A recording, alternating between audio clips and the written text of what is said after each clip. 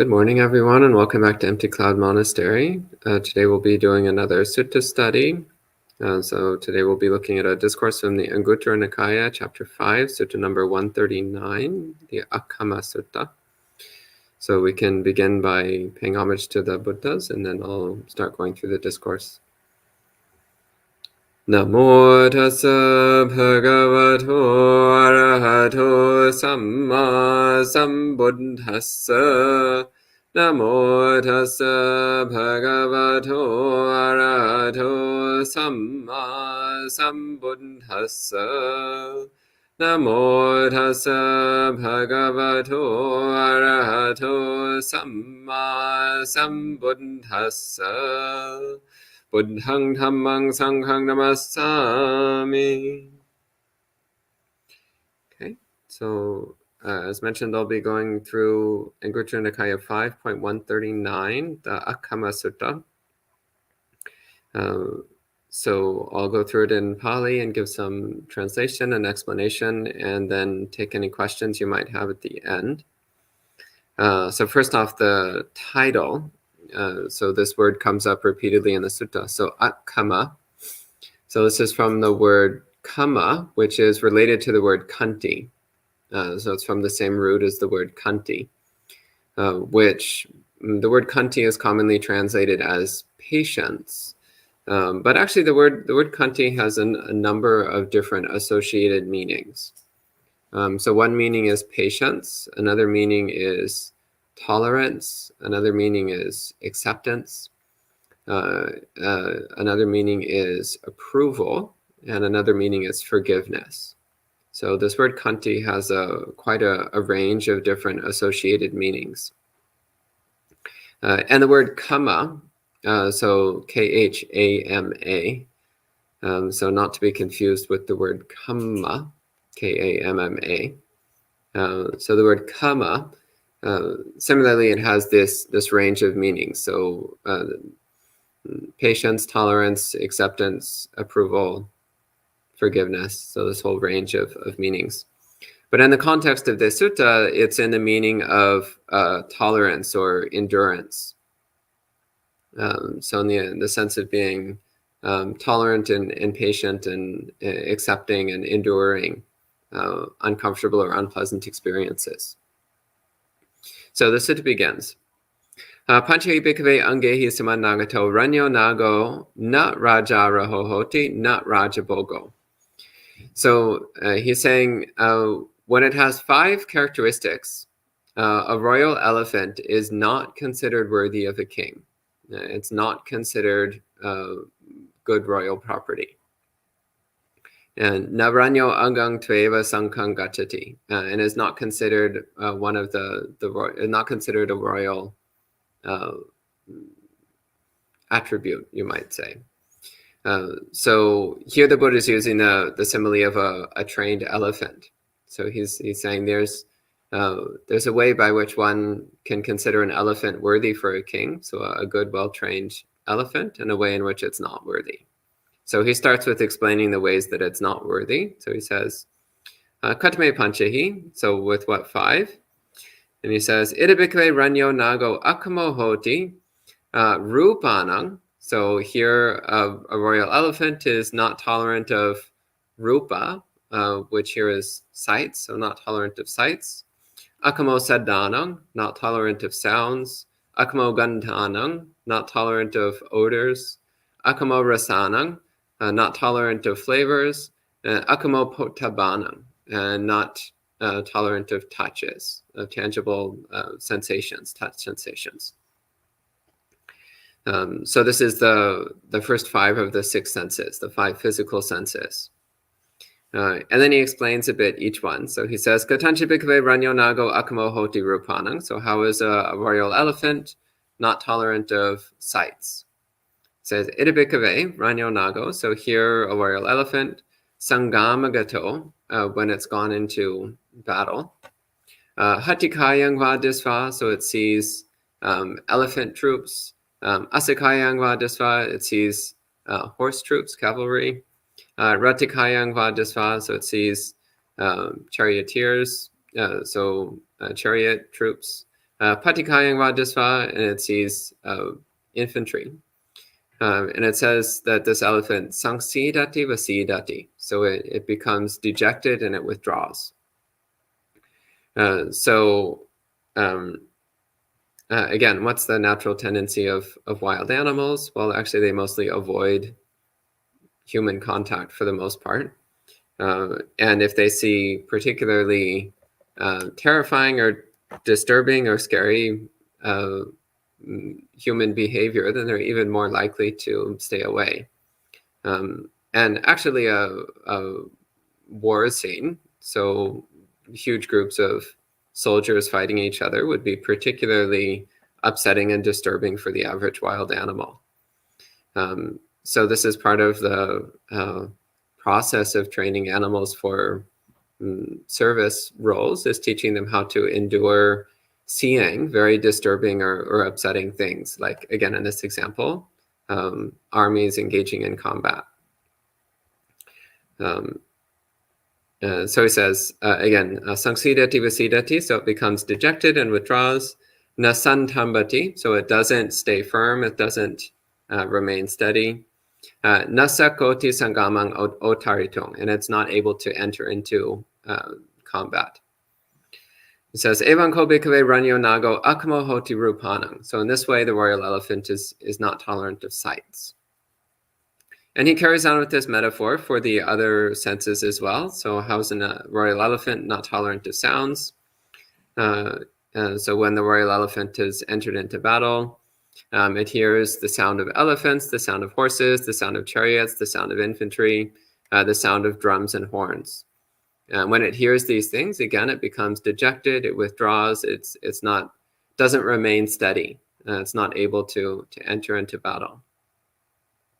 How is it not tolerant of odors? So again, when the elephant has entered into combat, and it smells the smells of combat. It smells or smells urine and excrement, or it smells other repulsive things. And again, it's becomes disturbed by this and is not able to remain steady. It's not able to willingly enter that place. And how is it not tolerant of flavors? And this one I find amusing. So this one doesn't actually have anything to do with combat necessarily, but it says here a royal elephant, when it's given a certain kind of food and water, it becomes contemptuous towards that food and water and is not willing to receive it. And because it's not willing to receive it, then it becomes dejected, it withdraws, and it does not remain steady. And then it's not willing to enter into battle. So this is, if your war elephant is too picky about what it eats, then you also won't have much success with it. And then finally, the last one. So how is a royal elephant intolerant of touches? And it says, here when a royal elephant has entered into battle, it becomes struck with an arrow, or with 2 or 3 or 4 or 5 arrows. And again, it becomes dejected and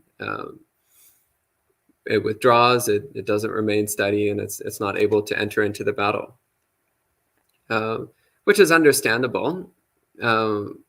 Getting shot by an arrow can't be a pleasant experience, but again, we're talking about elephants, so very large and powerful animals with very thick skin.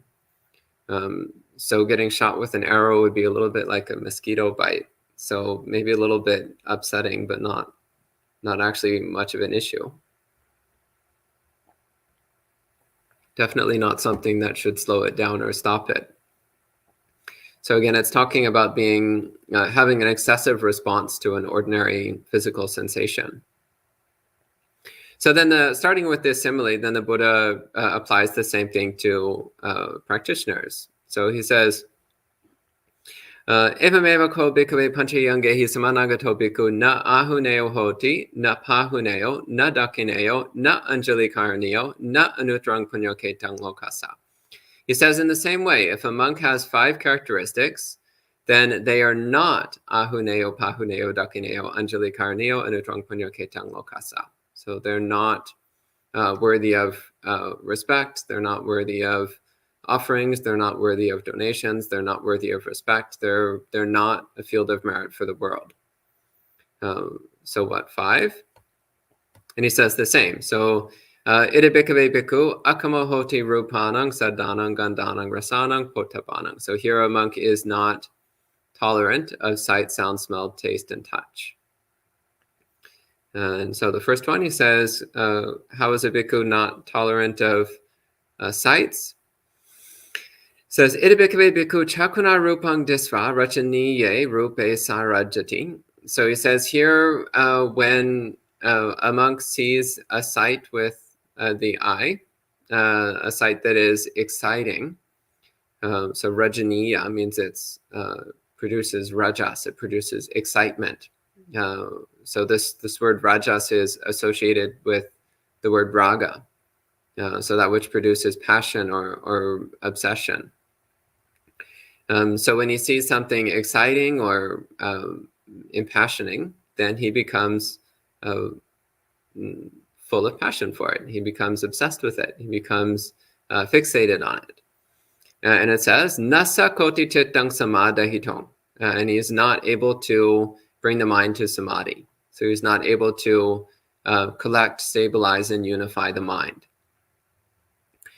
So this is the first one. So when we're looking at things, we tend to get caught up in things which are exciting, things which are interesting, things which are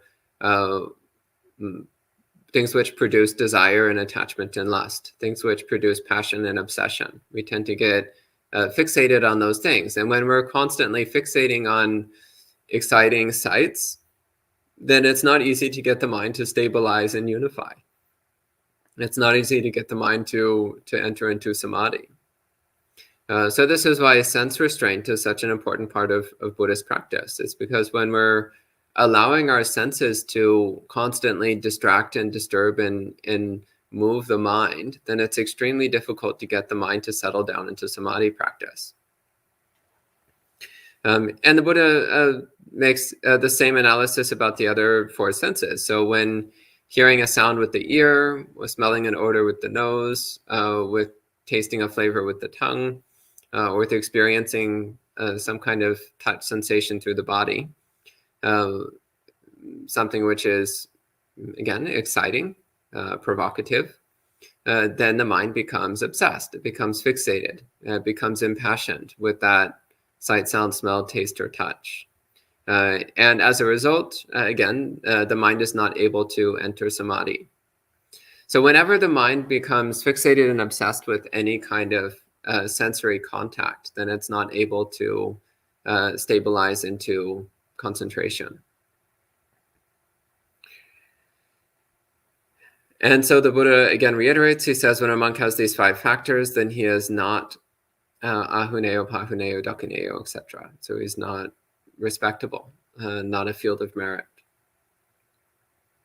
And then returning to the simile of the trained war elephant, so he says, but when a royal elephant has 5 factors, then he is worthy of a king. It is worthy of being considered a royal property of the royal family.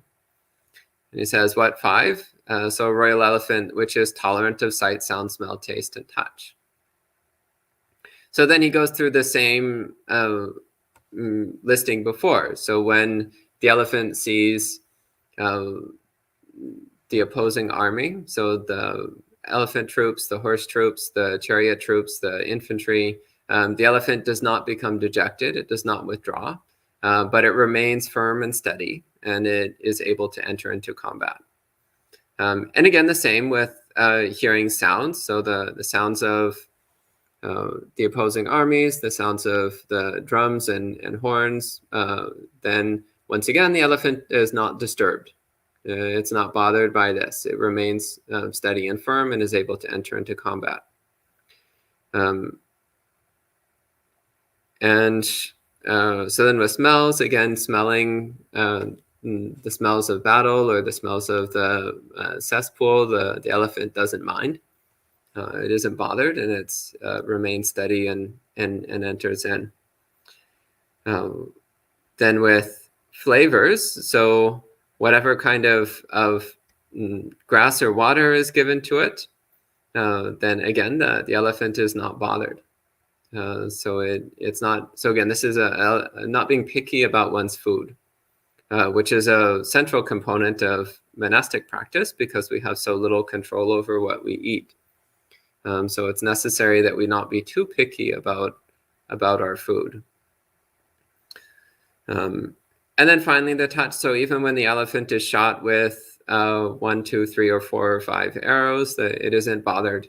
It doesn't withdraw. It remains steady and enters into combat. And so the Buddha says with these 5 elements, then the elephant is considered worthy of a king. And so it says in the same way, when a monk has 5 characteristics, then they're worthy of respect. They're a field of merit for the world. And again, it's being tolerant of our 5 senses. And he gives the same analysis. So when one sees a sight with the eye, hears a sound with the ear, smells something with the nose, tastes something with the tongue, or touches something with the body, even if it's something that's exciting or provocative, then one does not become obsessed with it. One does not fixate on it. One does not become impassioned by it. And as a result, one is able to bring the mind into samādhi. So again, here the Buddha is making this central point of the discourse, which is that if one wants to be able to enter into samādhi, then we need to train the mind to not become excited or obsessed or impassioned by any kind of sensory contact, no matter how interesting it might seem to be. So again, it's constantly watching the mind, constantly watching the tendency that we have whenever we see, hear, smell, taste, or touch anything. If it's interesting, then the mind tends to immediately get excited. It tends to immediately become, immediately go into motion, immediately go into movement. And it's that automatic excitement and movement of mind, which is exactly why we can't get the mind to hold still when we try to meditate. So teaching the mind to remain unmoved and unbothered, to keep the mind not excited, not impassioned, no matter what kind of sensory experience we're having as we go throughout our day, is a necessary training for the mind to be able to remain steady and firm when entering into samādhi. So that's the end of this discourse. So a relatively straightforward discourse. So analogizing the training of a war elephant to the training of the mind for samādhi practice. So at this time, we can go ahead and respect the sutta with 3 sadhus. Sadhu, sadhu, sadhu.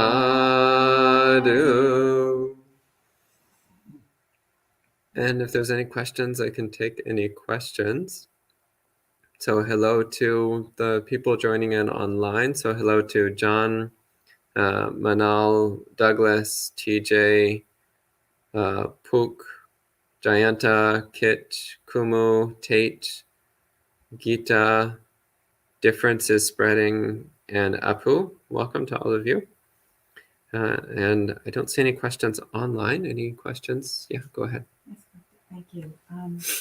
So in reflecting on, that excitement does not arise, right? That's a result. And when I think of the getting to the results, a couple of questions arise. One is the untrained mind, excitement will arise, and when hopefully one sees it, like,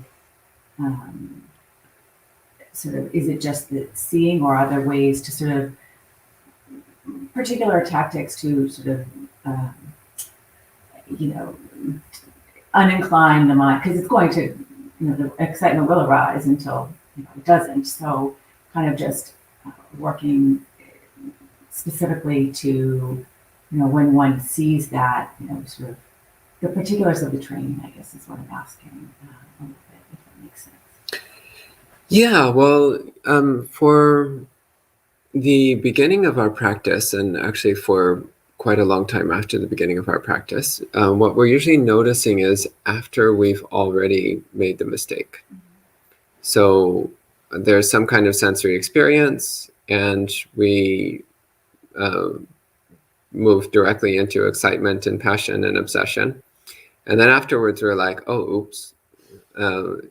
Okay, great. Well, congratulations for noticing afterwards. That's the start. Many people don't even notice afterwards. In fact, many people don't even think there's a problem.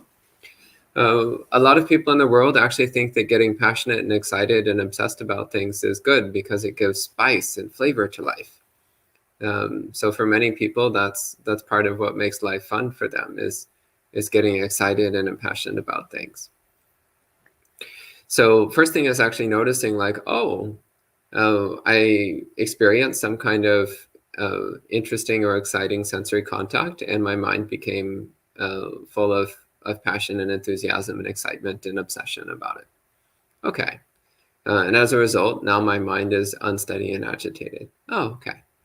Well, recognizing that is cultivating some degree of wisdom. And it's also making it so that next time you might notice a little bit sooner. So instead of noticing 10 minutes later, maybe you notice 9 minutes later. And as you keep practicing, then you'll start catching it sooner in the process.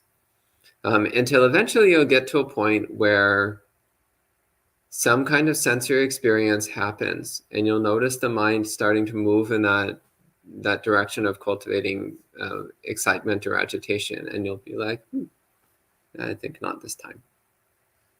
And you'll also start to put together the triggers. So you'll start to understand what situations trigger the mind. And so when you're moving into any situation like that, you'll prepare the mind. So you'll already be holding the mind steady so that the mind doesn't follow its old habits. So again, part of the problem here is that we tend to think that we're doing automatic, uncontrollable reactions. But actually, there's always a certain degree of volition operating. It's just that usually that volition operates on such a fast and subtle level that we don't notice. So paying very close attention, especially when we know we're entering into a situation where there's going to be exciting sensory contacts, then we make a deliberate effort to steady the mind, to very closely watch and guard the mind, and guarding our stability and peace of mind as our most precious thing. So again, if you know you're going into the city and you're going to see lots of things that are provocative of emotional states or mental reactions, then you know, okay, I need to be especially careful with protecting my mind, with preventing the mind from reacting to things. But you also know, like, okay, this is a situation where it's pretty likely that a lot of things are going to get past my guard and I'm going to react. So in that case, then the practice is to observe the reaction process so that we develop wisdom and a deeper understanding of how the reaction process works. And also recognizing how that reaction process is just generating instability in the mind. And so all of this then makes it so that in the future, it becomes easier and easier to control the mind under those kinds of situations. Thank you very much, Bhante. One quick, what came to mind also while you were speaking was it seems like mindfulness of the body as opposed to other objects would be a strong training in this because one would feel that reaction more quickly. Is that a reasonable assumption? Yeah, I mean, that's part of it. But it's also that as we develop intense, ongoing mindfulness of our physical sensations, then we also eventually start to recognize that sensation is just sensation. So the exciting quality of something, of a sensation, is actually not inherent in the sensation itself. That's always an extra step. It's an extra thing that we add. For example, if you take a bite of food, well, that's just a sensory experience. It's just a sensation. That's all. But then if the mind is like, oh, this is so delicious. I really like this. Such a lovely flavor, such a nice texture. well, that's all adding something extra. So the characteristic of being exciting or delightful is something extra that we're adding. The sensation itself is just a sensation. So cultivating intense mindfulness of physical sensation helps us to recognize that the sensation itself is just that much. It's just a packet of information. That's all. And that alone can actually be enough to stop the whole impassioned response thing from happening at all. And if the impassioned response thing does start happening, then we'll also be aware of it as it's happening. So that, and the more awareness we have around it, then the easier it is to control the process. Yeah. And Kumu says, isn't the opposites taken in the simile? The elephant gets withdrawn from a battle scene, and the monks overindulged in the senses, not tolerant of the senses. So training for opposites. I don't really understand the question. The same question came to my mind. I think it's the fact that in the analogy of the elephants, the response is to pull in, and that in the analogy of the monks, the response is not the same. It's not exactly the same. I think that's it. Okay, so what I was getting is that, so the point is that because the elephant is reacting to the sensory experiences, then the elephant becomes agitated and disturbed. So it's not able to remain firm and enter into the battle zone. So in the same way, when our mind becomes very agitated and disturbed by sensory experiences, then we're not able to enter into samādhi. So that's how I was relating to it. So then in my mind, it's the similes are exactly relevant to each other. Yeah. That's my guess. Okay. Any other questions or comments? Yeah, go ahead. Thank you. So my question is, as we have all these senses, and as we are observing our reactions to certain triggers and derive information from that, everybody gets triggered by different things. Mm-hmm. So is there something for me to be learned from the things that trigger me specifically, because they will not necessarily trigger somebody else?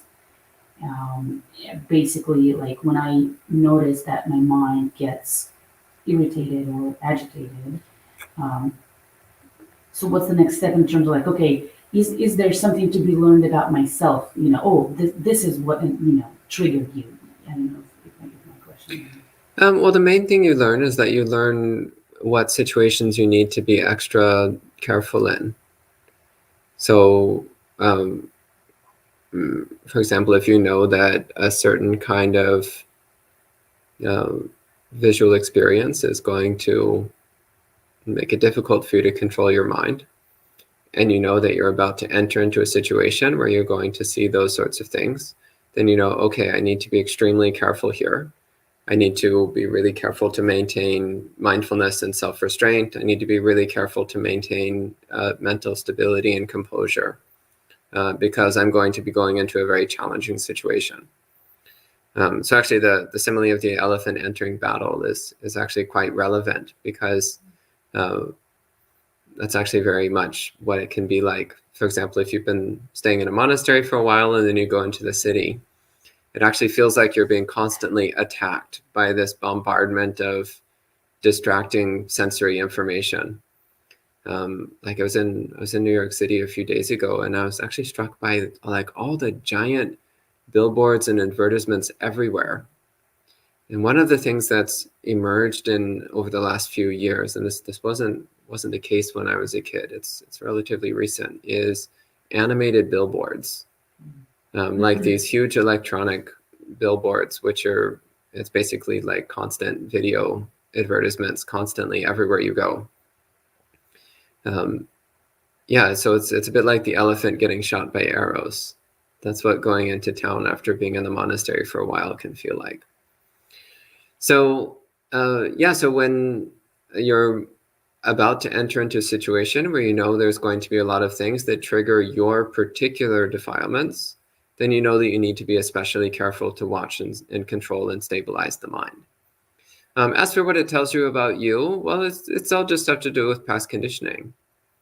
So one person, they enter into a certain sensory environment and it's extremely impassioning and agitating and exciting or disturbing. And somebody else, the exact same situation, they're just like, because it doesn't have anything to do with their particular past conditioning. So the specifics of our past conditioning are not significant. It's meaningless. It's only relevant in that it helps us figure out what situations we need to be extra careful in. But it's not like it's giving you any useful information. I mean, one example of this is music. So everybody has their favorite kind of music, and then other kinds of music which they're indifferent about, and then other kinds of music that they actively hate. And it's a bit different for every person. So like one person, they're walking down the street and a car goes by playing music. And so like one person, they hear that music and they're just like, ooh, yes. Somebody else, they hear that music and they're like, oh, horrible. And somebody else, they hear it and they don't care because it's just noise. And they don't have any conditioned response to that particular kind of music. So it's not the music itself that matters at all, but rather it's that each person, based upon their own past experiences, will have a certain conditioned response. So it's not like telling you something important about your past lives that you need to change the course of your life or something.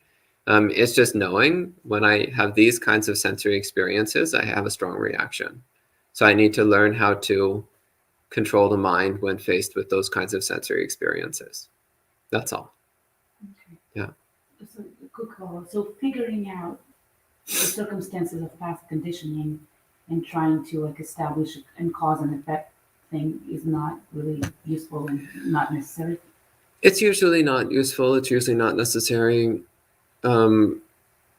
Sometimes it can be helpful in terms of understanding our reactions, but usually it's not really necessary.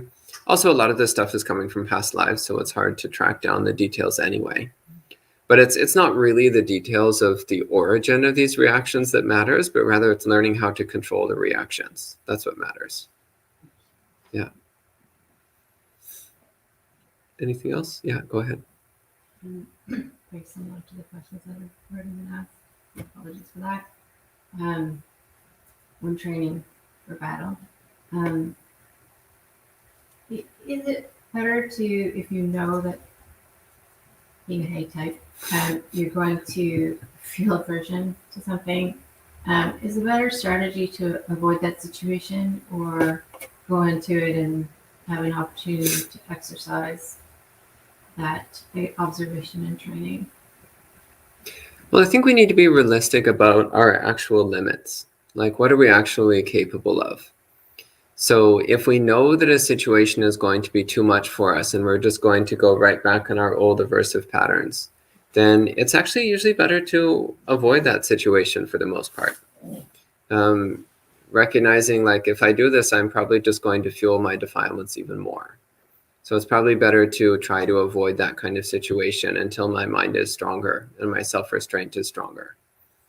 And then if nonetheless we still have to go into that kind of situation, then we just do our best to control the mind. But already knowing from the beginning that we're probably going to screw up repeatedly.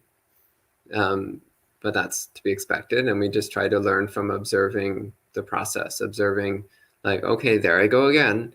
Yep, it's still dukkha. Yep, reactivity produces suffering. Yep, there we go again. Well, at least observing the dukkha that we create for ourselves. Because by observing that process, then that helps to build up dispassion so that in the future we're better able to control ourselves.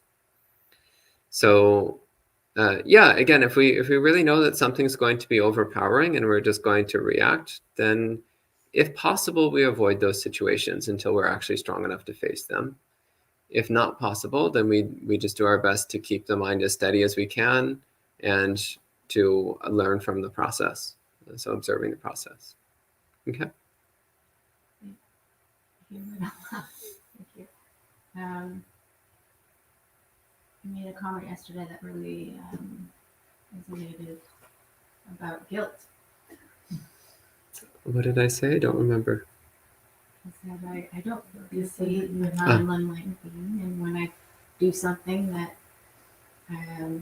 is not the ideal, I acknowledge it, I learn from it, and I move on. And I find in situations like that, when I can't avoid having the defilement come up, it gets layered with a lot of self-aversion. I just wondered if you could sort of braid that into the methodology as you're moving through an aversive situation or your own aversion. Yeah, well, I think it's the same kind of thing. It's recognizing that, again, we're not fully awakened. There's still a lot of work to be done on this mind.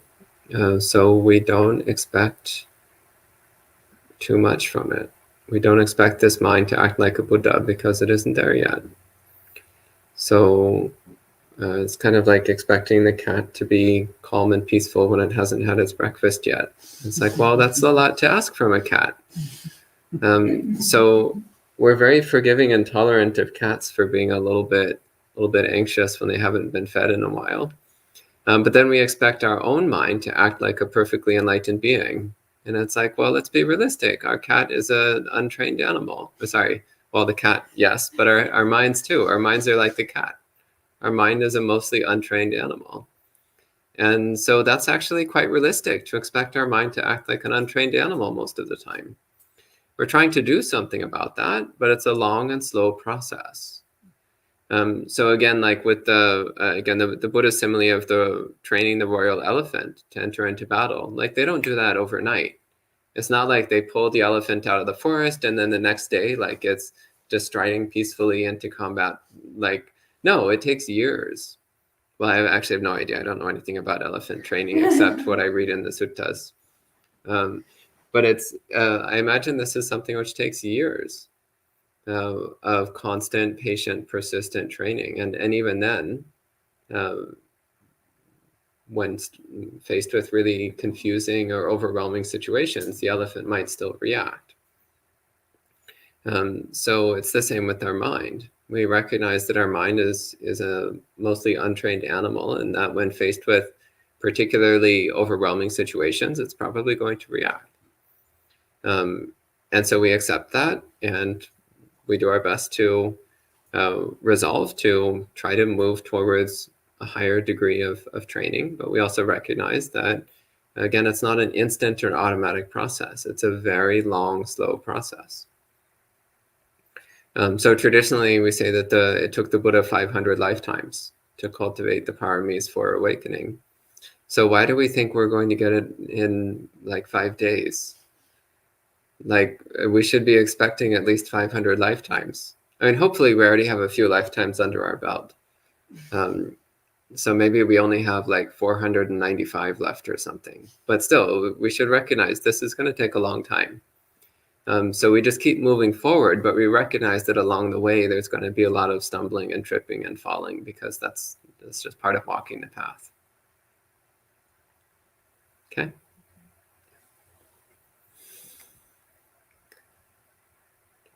Okay, and it looks like that's the end of the questions. You have a question? Yes, Bhante. I know, as you mentioned, it's only the physical senses in this particular sutta. Mhm. But what came to mind was like, I was trying to think about how it relates to, the mind sense. So I think, okay, what if, like, I just take an example. Okay, all of a sudden a thought appears in my mind. I can't wait till blah, blah, blah. And I'm just trying to sort of see how aware any differences or sameness is relative to my sense. I actually think it's exactly the same, to be honest. I think that in this case, the Buddha was focusing on the 5 physical senses. Well, 1, because it fits the elephant metaphor more easily. And 2, because it's more relatable. It's something which is easier to get a grasp on. But the same thing also applies to mental objects that appear. So a thought appears in the mind, and the thought is exciting and interesting, and so we get obsessed with it and we start reacting to it. And elsewhere in the suttas, the Buddha does include the mind. So in this sutta, he just included the 5 physical senses, but the exact same principles apply to the mind, as we see in many other suttas. Yeah.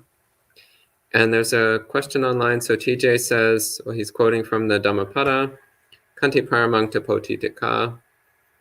So Kanti is the highest austerity. And TJ says, what do I think? Well, I think that's a great quote and one of my favorite sutta quotes. Though I say that about so many sutta quotes that it's kind of meaningless anymore. But yeah, I mean, that's part of what the Buddha is pointing to here. So as I mentioned, the word kanti is etymologically, it's nearly identical to the word kama that we see in this sutta. So patience, endurance, tolerance, acceptance. So this quality of mind, which is a very important characteristic of equanimity, which is itself one of the necessary factors of awakening. So yeah, that's directly relevant to this sutta. Actually, that line from the Dhammapada is basically a summary of the Buddha's point in this sutta. And that looks like the end of the session for this morning. So we can go ahead and conclude at this time with 3 sadhus. Sadhu, sadhu, sadhu. And we'll see you this evening for monk chat.